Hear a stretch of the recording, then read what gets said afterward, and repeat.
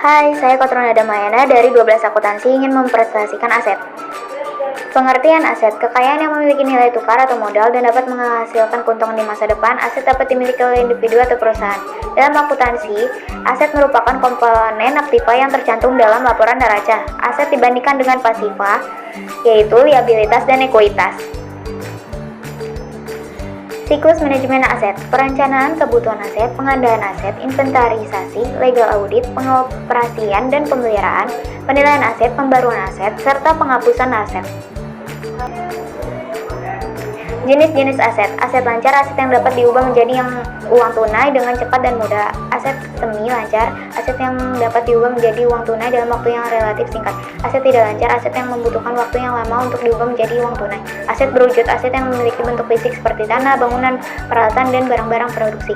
Aset tidak berwujud, aset yang tidak memiliki bentuk fisik seperti hak paten, merek dagang, goodwill, dan hak cipta.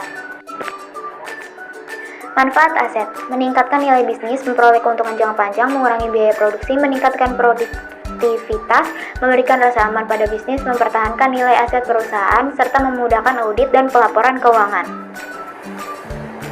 Definisi aset, benda berwujud atau tidak berwujud yang memiliki nilai ekonomi dan dapat menghasilkan keuntungan di masa mendatang. Aset dapat dimiliki oleh individu maupun perusahaan.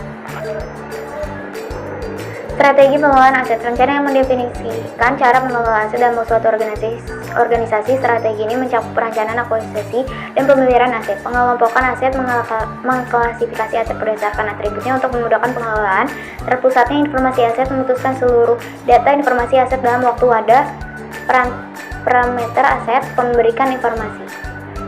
Next, kegiatan aset, kegiatan pengelolaan aset memiliki individu, organisasi, atau perusahaan. Kegiatan aset bertujuan untuk mencapai tujuan dengan cara yang efektif. Kegiatan aset dapat meliputi perencanaan kebutuhan aset, pengelolaan aset, penggunaan aset, pemeliharaan dan perawatan aset, penghapusan aset, pemanfaatan aset, pengamanan aset, penilaian aset, pendatangan aset, penantausan aset. Kegiatan aset dapat dilakukan oleh pemerintah, daerah, ataupun perusahaan.